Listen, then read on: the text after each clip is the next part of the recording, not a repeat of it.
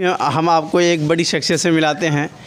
BJP के एक बड़े नेता है। सबसे पहले सर आपको बहुत बहुत इस्तकबाल हमारे चैनल में। जी, हम भी आपका इस्तकबाल करते हैं। सर आप अपना तारुफ बताएं। मेरा नाम मुनव्वर अंसारी। 2011 में हम जिला परिषद के चुनाव लड़े थे और 2005 में हम भाजपा का सदस्यता किए हैं और हम भाजपा में हैं। और अभी विधानसभा चुनाव का मौसम आ गया है और अभी हमारे जो पार्टी के आला कमान हैं, हमारे माननीय सुशील कुमार मोदी जी और हमारे बड़े भैया सैयद शाहनवाज जी और हमारे विधानसभा के प्रत्याशी शहबाज जफर जी, तो हम लोग तन मन धन से इलाके के लोगों को विकास के बारे में बताते हैं।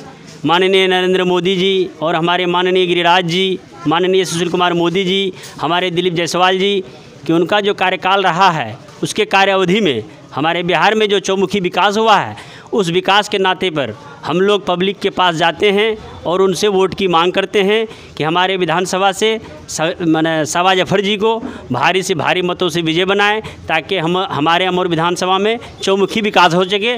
बिहार सरकार और भारत सरकार और हमारे अमर विधानसभा का ताल्लुक सामंजस्य हो, बाप बेटा का रिश्ता हो, जिससे हमारे अमर विधानसभा में विकास की गाड़ी दौड़ सके।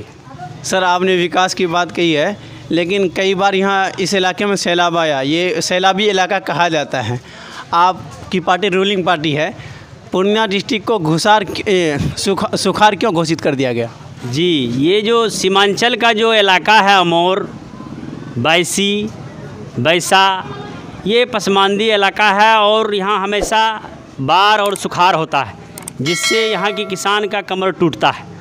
तो अभी हमारे माननीय कृषि मंत्री प्रेम कुमार जी और हमारे गिरिराज जी और हमारे जो राष्ट्रीय नेता लोग हैं, ये सभी लोग अभी एक डैम का कार्य बनाया है जो लगभग 700 करोड़ की प्रोजेक्ट है, जिस बांध के माध्यम से हमारे सीमांचल को बाढ़ मुक्त कराएगी। ये मेरी कि भारत सरकार के कैबिनेट में प्रस्ताव पारित हो चुका है और वो काम आरंभ भी हो जाएगा। सर ऐसा तो नहीं है कि ठीक है आपकी पार्टी ये काम कर रही है और विधानसभा चुनाव बहुत करीब है, इसी को लेकर के आप लोगों को कहें कि अब काम शुरू है ताकि वोट बटोर सके आप? नहीं, ऐसा कोई बात नहीं है। आप नेट पर देख सकते हैं, हमारे माननीय नरेंद्र मोदी जी सारा चीज़ को नेट से जोड़ा है, कोई चीज़ छुपा हुआ नहीं है। आज अगर हमारे बीच हमारे इलाके के पब्लिक या हमारे माइनॉरिटी अल्पसंख्यक समुदाय के मेरे भाई अगर ये चाहते हैं और ये सोच रहे हैं कि विकास सिर्फ चुनाव के टाइम पर कर रहा है, तो ये बेबुनियाद और गलत बात है। मैं बताना चाहूँगा आपको, 2011 में खाता खोलने की जब बारी आई थी, जो डीबीटी के माध्यम से पैसा देना है किसान को, और सारे जो स्कूल में जो हमारे बच्चा पढ़ रहे हैं, आंगनबाड़ी में पढ़ रहे हैं, या बाढ़ राहत की जीआर की राशि हो, जो खाता के माध्यम से मिलता है। आज से 10 साल, 20 साल, 15 साल कबल इस तरह की सुविधा मेरे बिहार या भारत में नहीं था। तो मैं अपने इलाके की अवामुल मुंसलिक को ये बताना चाहूँगा कि हमारे माननीय नरेंद्र मोदी जी जो काम किए हैं, कि राशि डायरेक्ट उनके हाथ में, उनके खाते में जाए, तो ये इनका एक बहुत अच्छा उदाहरण है, जिससे आप खुद देख रहे हैं कि डीलर के यहाँ आप अनाज लेने के लिए जाते हैं, आपको फिंगर दे के लेना पड़ रहा है। तो आपका हकमारी कहीं नहीं हो रहा है, आपका हक आपके द्वार तक आपको मिल रहा है।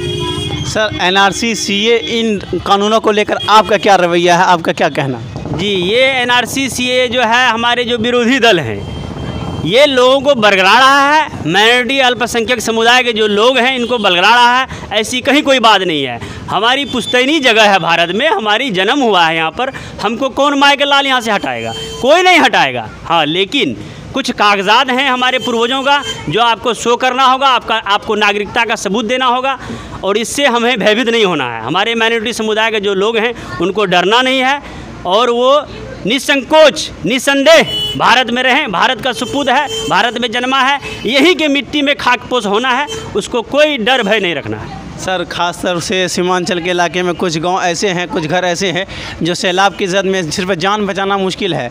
अगर उनका कागजात खो जाता है तो फिर उनको बहुत दुश्वारी होगी। फिर उनके लिए आपकी पार्टी क्या राहत के लिए काम करेगी? उनका कागजात को कैसे इकट्ठा कर पाएगी? उन लोग कहाँ से ला पाएंगे?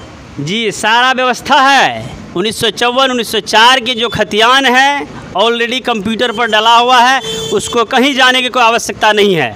आपको अभी डिजिटलाइजेशन होने जा रहा है, आपको राजस्व का नक्शा वो भी कंप्यूटर से प्राप्त होगा।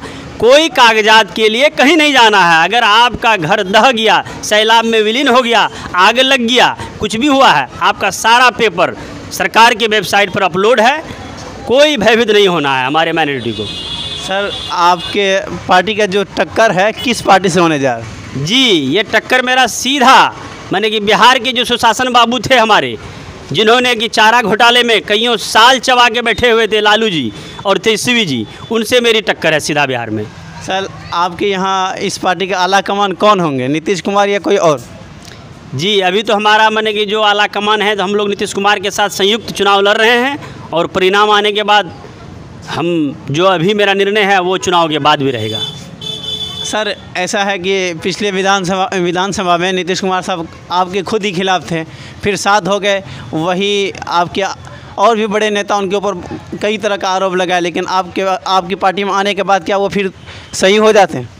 कुछ राजनीति ऐसा है, हम अपने इलेक्ट्रॉनिक मीडिया के माध्यम से बताना चाहेंगे कि जो उच्च स्तरीय का जो पॉलिटिक्स है, वहाँ पर कोई भी दल कहीं जा सकता है, उसके लिए कोई प्रतिबंध नहीं है, और सब कोई अपने माने फ़ायदे के लिए सोचता है। आज अभी हमारे चिराग पासवान जी, हमारे माननीय रामविलास पासवान जी परिवार से मैंने अपने पार्टी से कुछ कलह रखा है सीट के संबंध लेके, लेकिन नहीं, वो भी हमारे साथ हैं, और सब कोई मिलके हम लोग चुनाव लड़ रहे हैं। हम लोगों में आपस में कहीं कोई ना इत्तेफाकी नहीं है, और बहुत अच्छा इसका रिजल्ट रहेगा। सर, इस बार आप लोगों के दरमियान किन मुद्दों को लेके जाते हैं? हमारा मेन मुद्दा है कि अभी जो डिजिटलाइजेशन हो रहा है, हर खेत को पानी, हर घर को बिजली, हर घर को रोड। मेरा मुद्दा है किसान हितकारी कार्य, यही मेरा मुद्दा है। सीमांचल के लिए आपका खास कौन सा मुद्दा होगा, क्योंकि आप अभी सीमांचल में हैं और सीमांचल का दौरा कर रहे हैं, आपके प्रवक्ता भी आए हुए हैं, सुनने में आया है, और पार्टी का काम ज़ोरों शोर पर है। सीमांचल के लिए अगर जहाँ आपकी सीट निकल भी जाती है, वो सबसे पहले 2-4 काम बताइए जिनको आपकी पार्टी पहले करेगी। सीमांचल में सबसे पहला कार्य ये होगा कि बाढ़ निरोधक जो है, जो बांध डैम बनना है, पहला कार्य यह है कि सीमांचल के लोगों को सैलाब मुक्त कराना, पहला हम लोगों का मिशन। सर, आखिर में हमारे चैनल के माध्यम से लोगों से क्या अपील करेंगे? हम लोगों से अपील करेंगे कि आपको NRC CAA लेके भयभीत नहीं होना है। आप निसंदेह निसंकोच जिस तरह से रह रहे हैं उसी तरह से जीवन व्यतीत कीजिए। इसमें कहीं पर कोई भय पर नहीं आना है, किसी के बलगलामे में नहीं आना है, और किसी के बहकावे में नहीं आना है। सर, आपने CA और NRC का जिक्र किया, लेकिन आपके एक पार्टी के बड़े गद्दावर नेता जब कलकत्ता में बयान देते हैं तब हर मज़हब का नाम लेते हैं, लेकिन मुसलमान का नाम भूल जाते हैं। वो होता है, उस पर हम अपना ये अभी नहीं करेंगे, क्योंकि हमारे प्रवक्ता साहब अब आ गए, उनके साथ में हमको सहयोग करना है। अस्सलाम वालेकुम, आदाब, नमस्कार। शुक्रिया सर, तो बहुत ही अच्छा, बस।